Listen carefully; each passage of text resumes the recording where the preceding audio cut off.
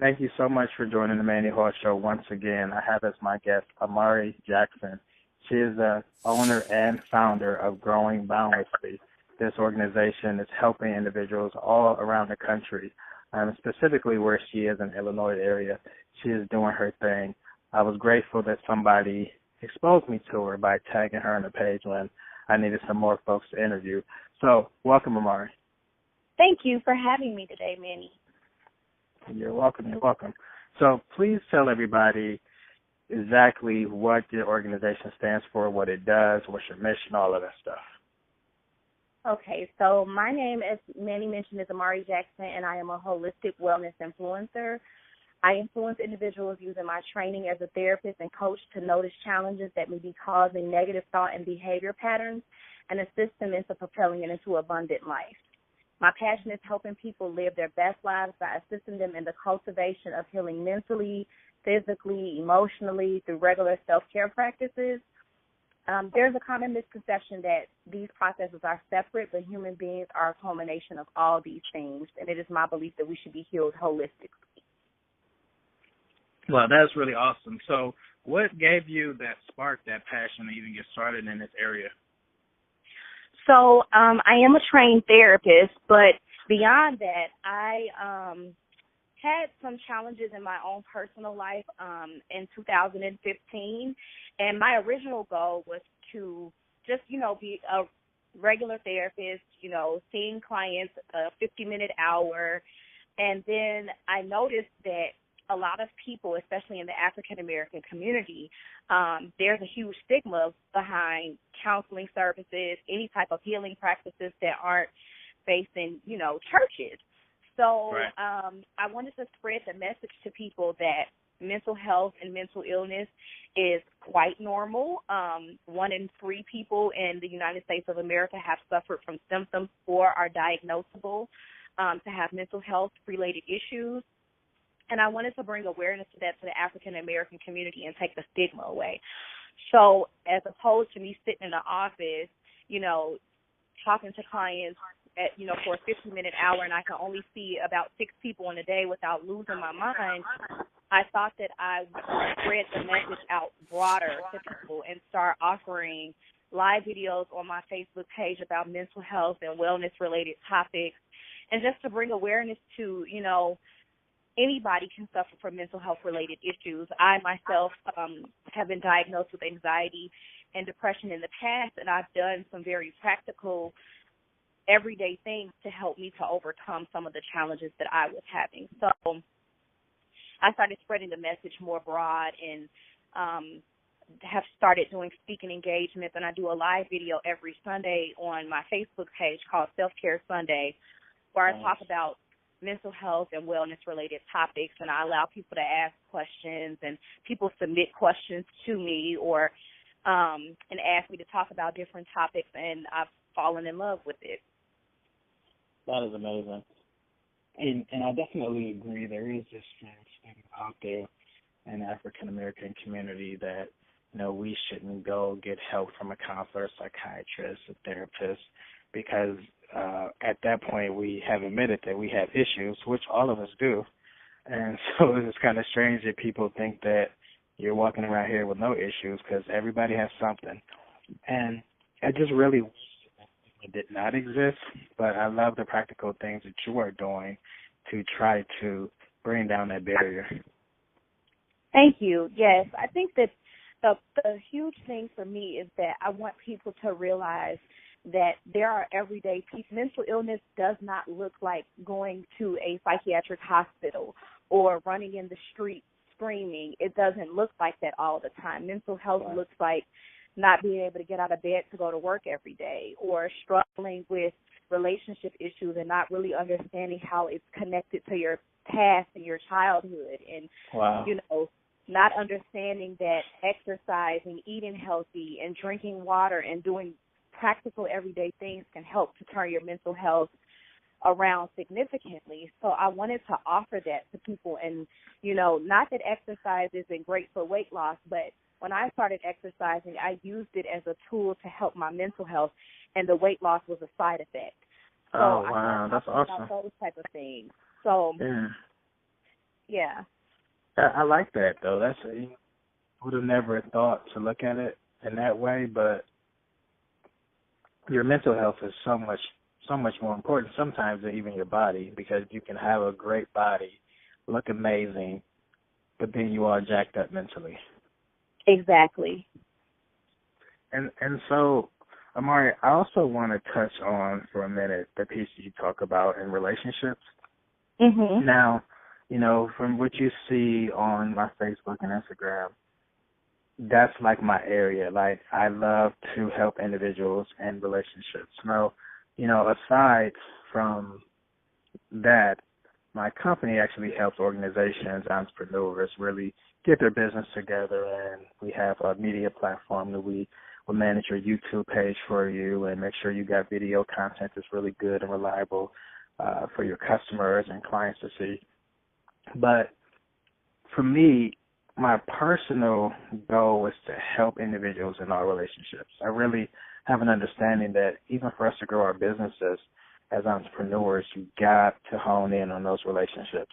Now, Amar, you had talked about how sometimes we can be messed up mentally and have these disorders and not even realize why our relationships are jacked up is because we're not focusing the right attention on our mental. Can you talk about that for a moment? Absolutely. So oftentimes people have traumas and different injuries that have happened in their childhood, right? And so as you grow up, if you don't address these issues and deal with these issues, they start to mirror themselves in your interpersonal relationships, and oftentimes your intrapersonal relationship, the one you have with yourself. So if you don't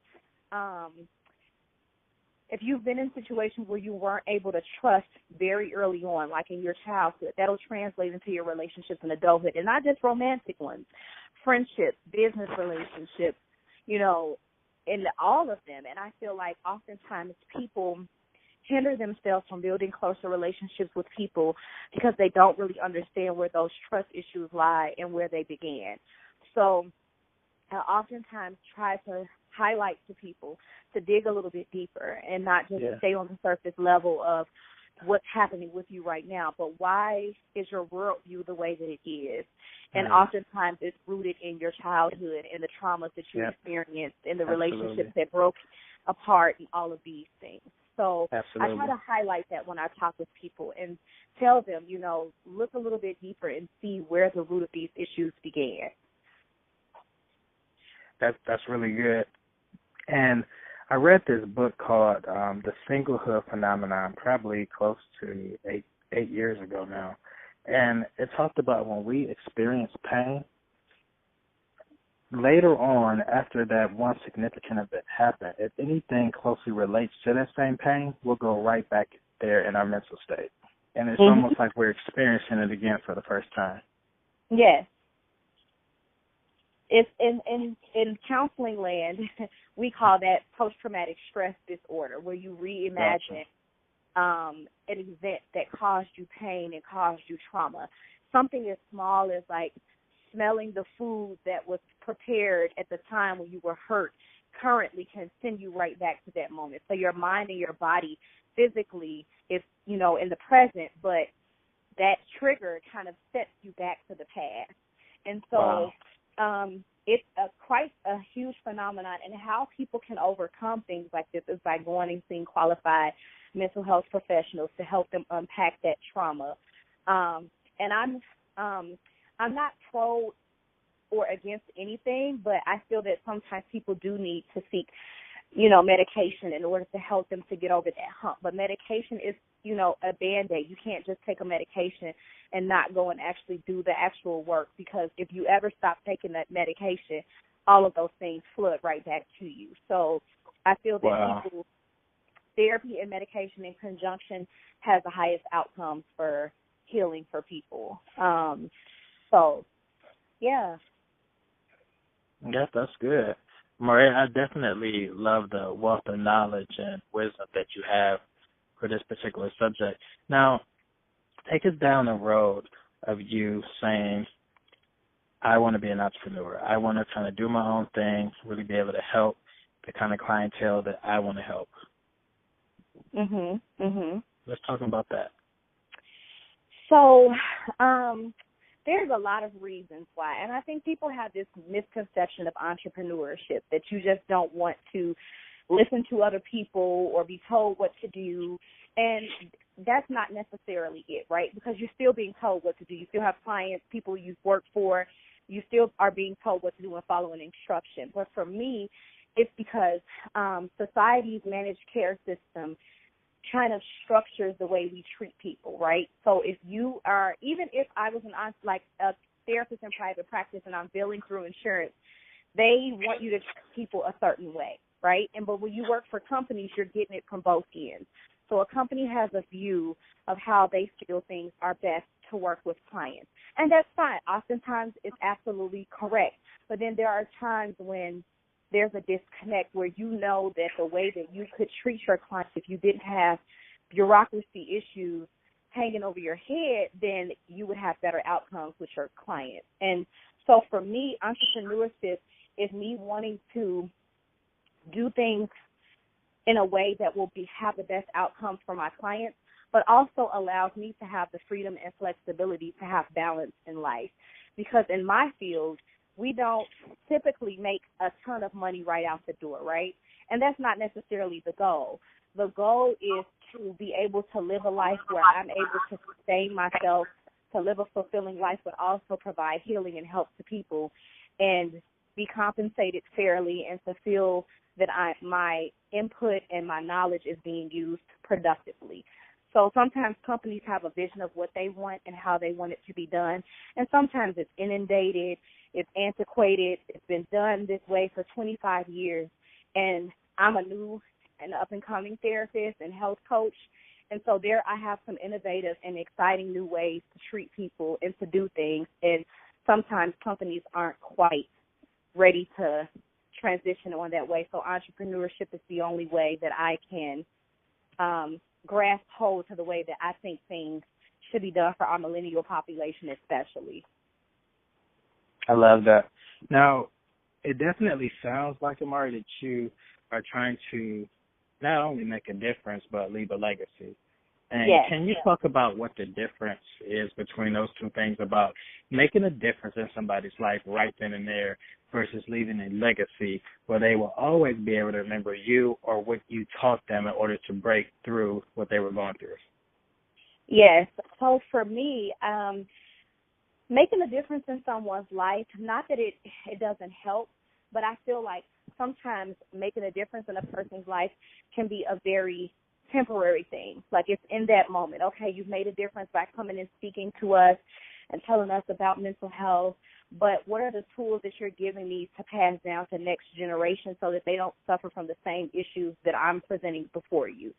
So for me, leaving a legacy means changing the way mental health, self-care, and just African-American people in the mix of all of this is viewed moving forward. I want the stigma to be breaking down moving forward so that our generations don't have to do as much backlog and healing as we're having to do. We're having to unpack issues from, our great-grandparents on the way up, and I feel like I want our next generations to come to have the tools given to them from their parents. I learned about how to heal mentally and all of these things from books and from going to school and from talking to people, in my age group. My parents didn't have the tools to give to me.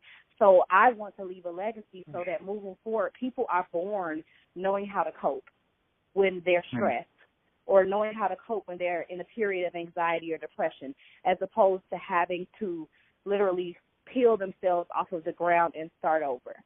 Wow. So to me, that's what building a legacy means. Wow. You made such an excellent point. It really makes me think of the African-American community at large.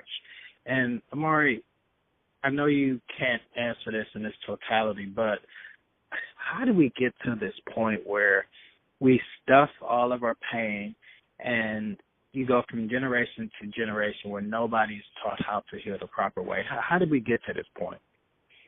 Oh, wow, that's a big question, but I definitely think that it starts with our voices being stifled very early on back, I mean, if we dated back to slavery, we didn't have a voice. And so you didn't voice when you were upset. You didn't voice when you were sad or you were in pain. You just kind of grinned and bared for the rest of your life. And so that was passed down from generation to generation to generation. And then, you know, resources that are available to the majority group of people were not made available to us.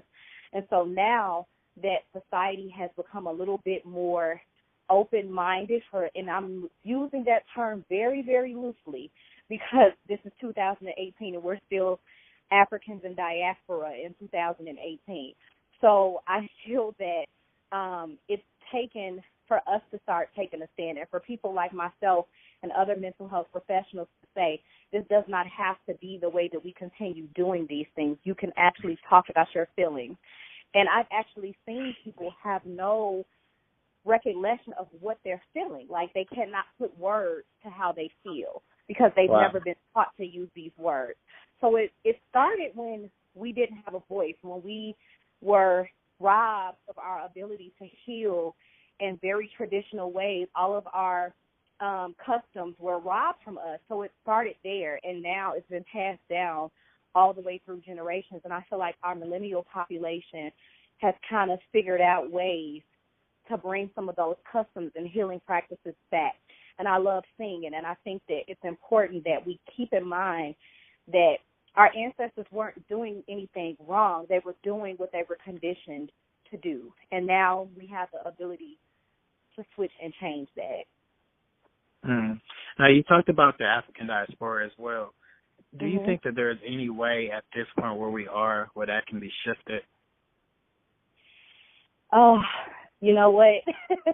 That's a question that I'm seeing some change, you know, but then you see things in the media that lets you know that we have not quite hit the mark yet, you know. So I'm wondering what will be the turning point, if any. And I don't think that in our generation we will see things in the way that we idealize it, like us living amongst each other without racism. And, you know, I think that it's just going to continue to be just like, you know, our customs are passed down from generation to generation with us. We have people and some of the people in the majority group that are being passed down racism from generation to generation to generation. So I think that it might just be something that we have to deal with lifelong, unfortunately, on some level. Yeah, and I do believe that it's on the individual level, but, you know, there's this weird disparity that's going on where you see a lot of African Americans say, you know what, let's just support black business, like let's just focus on our own dollar. Then you have other African American individuals that say, you know what, let's all work together because we need to be focusing on equality. But, and I know you can't answer this just by yourself, Amari, but really what is the right answer?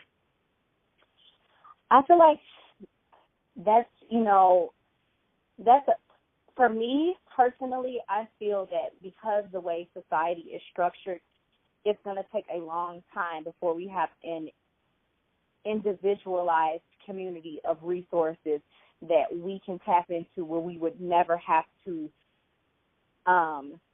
go into your Walmarts and your Targets and your, you know, these type of places. I feel that we've been conditioned for very many years to consume in the environments that we have to. So I feel that it's going to take time, but there has to be a binding together to make that possible. And so I wonder what that looks like for us as a community. Like, do we, you know, do it together in smaller groups like our families and open up family stores, and then the stores get bigger, and then we bind together with our neighbors and so on and so forth. And I feel like it's going to be it's going to be difficult because we've been taught to be separated for so long that you can't get everyone on board. So I feel like that's a hard question to answer. I feel that, absolutely. I try to support black business as much as possible, but I would be mute to say that I don't shop on Amazon from time to time because of convenience and things like that. So it's difficult to say how long that process of feeling like we can, you know, live as an individual community, or even that we'll ever be a society of equality. I'm not sure if we'll ever reach that point. So I really don't know the answer. Yeah, and you know, honestly, Amari, the difficult part with that is there are individuals that are proponents to support small Black businesses, but then sometimes you have this Black business that just doesn't have good service.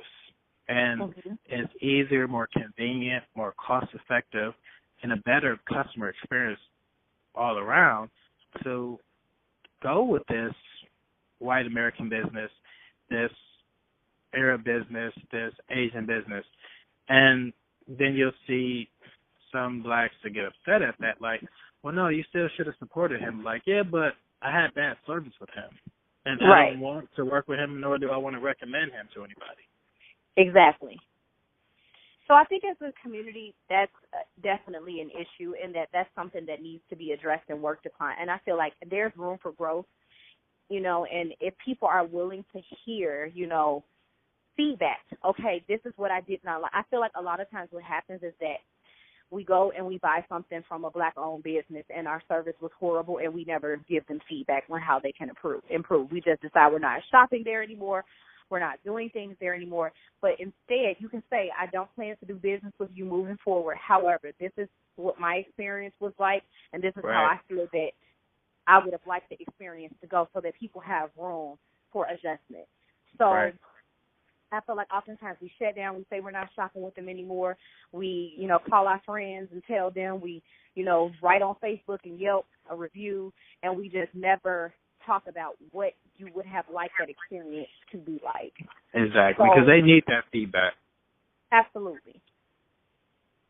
And for any business owner out there, I want you guys to know that Amari can definitely help with your whole mental health, your emotional health. Get the help that you need from Amari. She's available. As this wraps up, in a while, you guys will be able to have the contact information to reach out to her. But really understand that if you don't properly manage your emotions and your mental state, that will transfer over to your business. Am I right, Amari? Absolutely. Absolutely. So really expound upon that part for entrepreneurs and business owners to understand that if they're not properly managing those areas, that can really mess the business up as well. Yeah, well, you know, we're all human, right? So you're going to mess up. And if you're a business owner, you're going to miss the mark at some point or another. When your client comes to you and says, I didn't like X, Y, and Z, if you're led based on your emotions, you snap back at the client and you tell them they were wrong and no, this was how it's supposed to be. You don't have to shop here if this wasn't appropriate to you. And now you've let your emotions, your anger, your frustration put you in a position where you've lashed out at a client, and now that message is being passed on to other consumers. There's a way to do customer service, be very direct without allowing your emotions to lead you.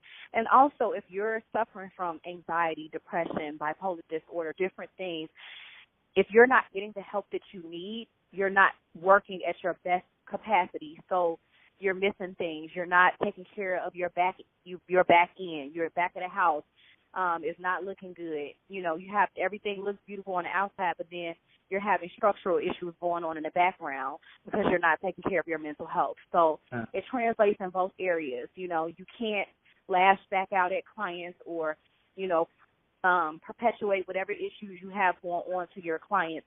And you also have to make sure your mental health is good so your business runs good. You know, if your mind isn't running, then you're not able to innovate. You're not able to create, you know, new software and new processes and procedures to help the business run properly. So it goes both ways. Yes, that's very, very true. Now, when you had mentioned about these different mental illnesses that an individual might have just as a business owner, is there anything out there for individuals just to go to find out if they have a mental disorder? Like without them actually seeing a shrink or a therapist? No. Okay. So if a person wants to be diagnosed with a mental health disorder, they want to see if they are diagnosable with a mental health disorder, you can Google things, of course. There's, you know, the internet is, broad and wide, and there's things all over the internet, and you can literally look up, like, I have these symptoms, and this is what I think.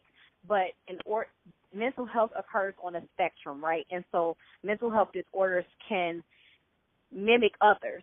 So for you to get a true diagnosis of whatever you're dealing with, it's best to see a trained mental health professional to get a full diagnosis. However, if you know you're having panic attacks, you're having moments of not being able to breathe or stop thinking, then naturally you probably are suffering from some level of anxiety, right? We all have anxiety to some degree. And so you can look those things up on the internet, and then there are some practical things that you can do, like exercise and eating healthier, that can help you to manage those mental health conditions better without having to go see a mental health professional. But if it is affecting your daily functioning, then I recommend going and seeing a qualified mental health professional, because if you're trying to manage it on your own, then naturally you're not going to be able to see it the way that someone who has a trained eye would be able to see it. Gotcha. So what should they look out for within themselves as key indicators that they might need to go see someone? As I mentioned before, usually when I see people in the office, or if I, have gone to seek help with someone or my colleagues, is when it's affecting their daily functioning. So if you're not able to be as productive at work, you're not able to get up in the mornings like you used to, shower, bathe, do your normal routine. If you're suffering at work and being called into your, boss's office a little bit more frequently than you ever have, or your relationship with your spouse has started to suffer, or your children, then that's when you need to go see someone. And I recommend for people not to wait until it gets to that point. You start to see the signs very early on. And being proactive as opposed to reactive is definitely my recommendation when it comes to mental health. Because some people wait until they're nearly non-functioning to go and get help. And it's harder to get yourself back on track, get back to baseline if you wait that long. That totally makes sense. Now, Amari, since you're in the Chicago area, if they wanted to get in contact with you, could you offer any assistance, or would they have to be in your area to come see you? So as of right now, I am literally a few months away from being permanently licensed, which means that I'll be able to practice independently on my own. I'm providing coaching services as of right now because I'm also a certified health coach. Awesome. I am not seeing clients on an individual counseling basis, but keep your eyes and your ears open because it's coming very, very soon. I love it. So do you have any final words to say to the audience? Take care of your mental health. Take care of yourself. Self-care practices and being selfish and taking time for yourself is very important. You do not have to suffer in silence. There are thousands and thousands of counselors, qualified mental health professionals, coaches, and people who are literally waiting for you to call them. There's tons of resources out here. And, just reach out to someone if you're suffering. There's tons of stuff out here. You don't have to do this thing alone. I love it. And can you give them your social media handles and any other contact information? Absolutely. So you can find me on Facebook at Growing Boundlessly. So that's two separate words. Instagram at Growing Boundlessly, one word. I'm also on Twitter, which I don't use as much, but it's Grow Boundlessly. And then my email is Amari, AMARI, at growingboundlessly.com. Well, Amari, thank you so much for being a guest on the show today. I've been blown away by all the wealth of information that you provided. This probably should have cost all of us at least $1,000. So thank you for giving out these free tips and suggestions and just your mindset. Like, I really wish you the best in everything that you do in the future, Amari. You got big things ahead of you. Thank you very much. All right, guys, we are out. Manny Hall Show. Peace.